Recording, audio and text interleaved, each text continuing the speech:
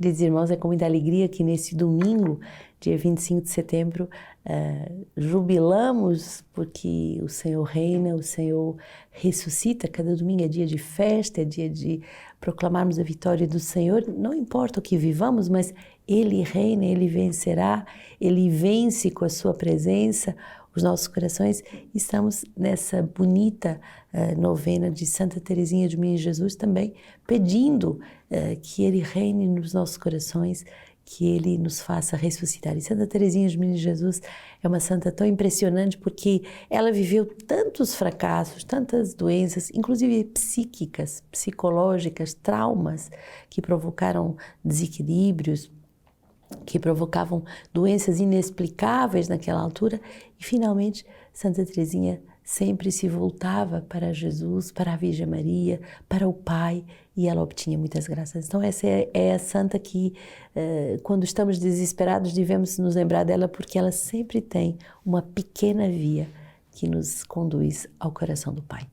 Façamos essa experiência dessa novena inspirada e vamos ver quantas graças vamos recolher pessoalmente e como comunidade, como família espiritual, como família humana, para que façamos esse caminho de santidade acelerada. Com 24 anos apenas ela entra no paraíso, mas não foi só ela, toda a sua família, todos os pais que também vivem esse processo de santificação fulgurante, mas todas as filhas também. Então, peçamos essa graça de uma santificação de toda a nossa família. Hoje, no nosso livro de vida, meditamos sobre o papel do moderador no 310 e diz assim: ele é polo de unidade. O moderador é o garante e o servo da unidade e da comunhão da comunidade. Ele está a serviço do espírito de unidade entre todos aqueles que lhe são confiados. Sabedoria 1:7, o Espírito do Senhor enche o universo e Ele que mantém unidas todas as coisas não ignora nenhum som.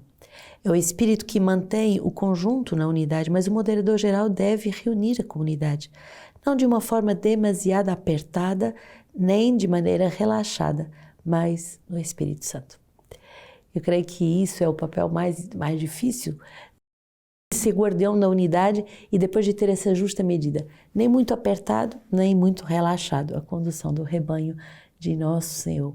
Qual a justa medida? A medida do Espírito. Por isso peço, rezem para que para cada alma, para cada casa, para cada situação se encontre essa justa medida, que é a do Espírito Santo. Nem um pastoreio solto, em que não há nenhuma exigência, nem também exigente demais, como se fosse difícil de viver, porque a vida em Deus é uma vida extremamente profunda, agradável e que nos enche de plenitude. Deus quer nos conduzir ao seu coração, Deus quer verdadeiramente nos salvar. Amós 6, por isso assim disse o Senhor, Deus dos exércitos, o Senhor: ai daqueles que estão tranquilos em Sião e daqueles que se sentem seguros na montanha da Samaria.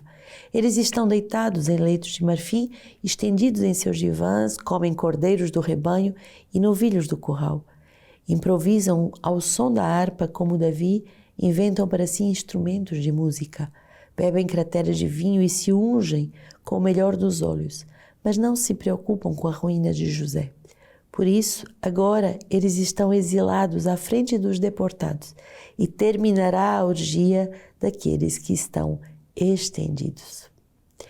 Ai daqueles que se sentem seguros na montanha da Samaria, quer dizer, ai daqueles que são arrogantes, ai daqueles que não encontram a sua segurança, a sua estabilidade, a sua solidez em Deus, mas nas coisas desse mundo. Ai daqueles que improvisam, que têm uma vida superficial, finalmente, uma vida que não se preocupa em se realizar em Deus e, sobretudo, que também não se preocupa com a ruína de José, isto é, com a ruína daqueles que estão fora dessa proteção de Deus. Devemos, ao contrário, ter uma vida enraizada em Deus, uma vida inteira doada a Deus, uma vida inteira consagrada à presença de Deus e ao cuidado daqueles que nos são confiados. Salmo 145, Ele mantém para sempre a verdade, fazendo justiça aos oprimidos, dando ao pão aos famintos. O Senhor liberta os prisioneiros, o Senhor abre os olhos dos cegos, o Senhor endireita os curvados, o Senhor ama os justos.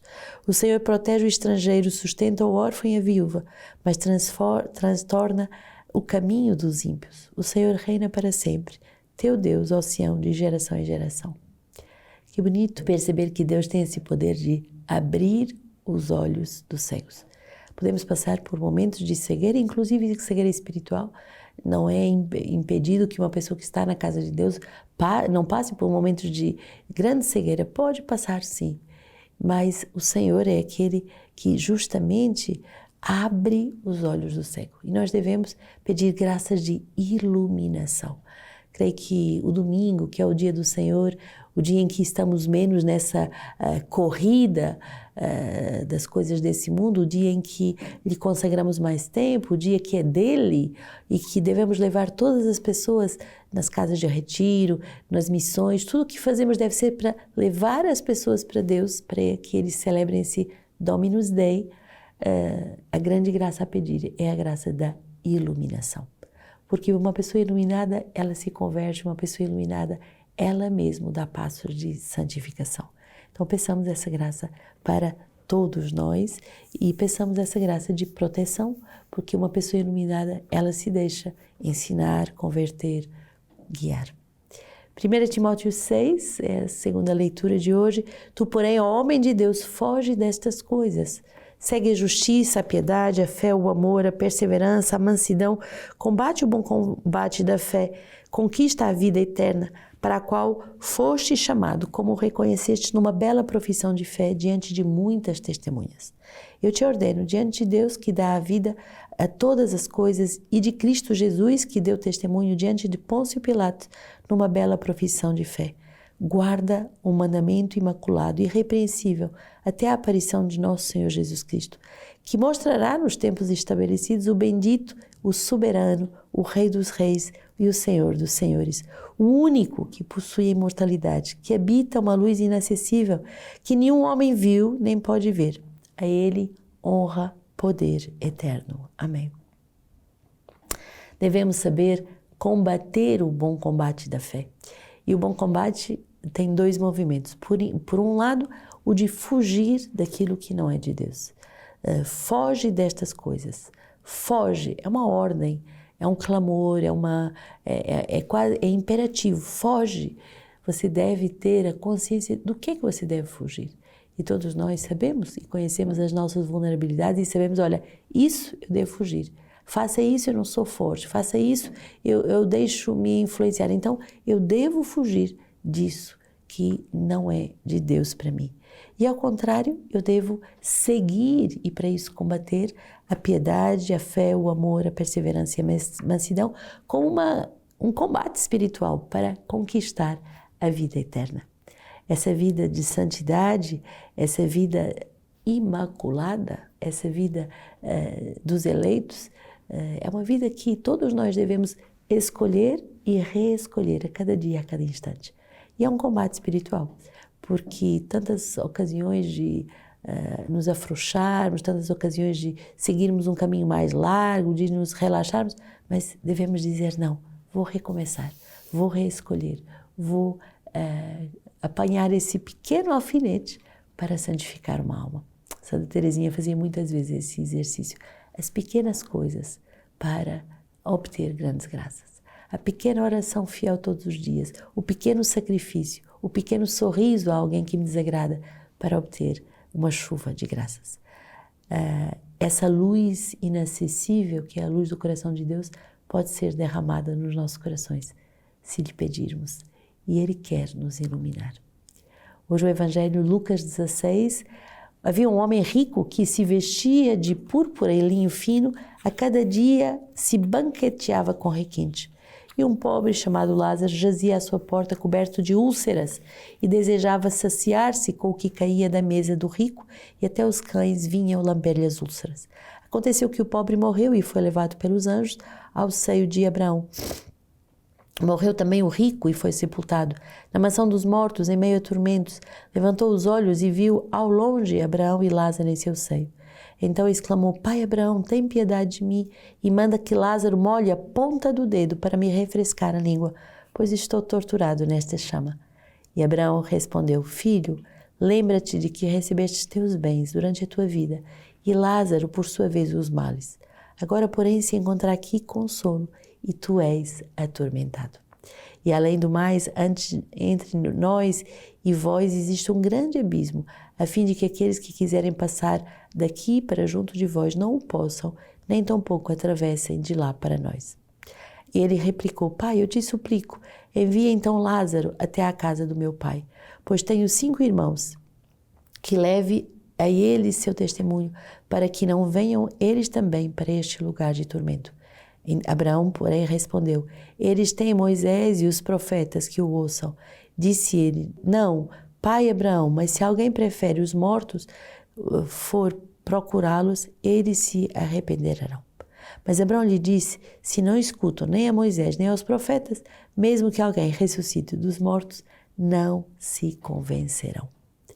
Esta cena do Evangelho de Lucas é muito comovente porque vemos um rico autossuficiente que se deleita com tantos banquetes e vemos um pobre que mendiga as graças de Deus.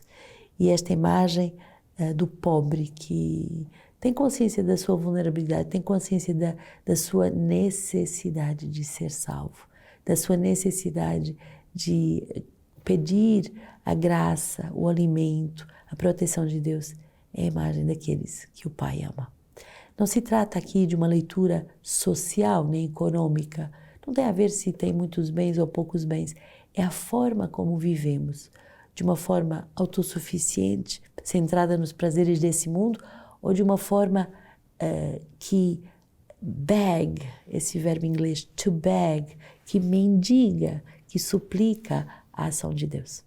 E hoje, nesse domingo, tenho 2 ações de graças, um encontro com a renovação de Edmonton, que os nossos irmãos do Canadá vivem nesse final de semana, e a escola do ano sabático, que continua com uma grande graça. São 5 jovens no Canadá que fazem esse primeiro ano da escola do ano sabático, uma escola toda em inglês. Então, quem sabe se um dia você também seguirá essa escola da Palavra de Deus. E também a graça aqui de mais um retiro na nossa casa com os irmãos do Maranatá. Alegria grande, mais 20 irmãos que viveram essa semana de cura interior. Recria-me esse retiro sobre identidade, afetividade, sexualidade, tantos traumas visitados, tantas vidas restauradas. Obrigado por acreditar no nosso carisma, obrigado por contribuir com a nossa missão.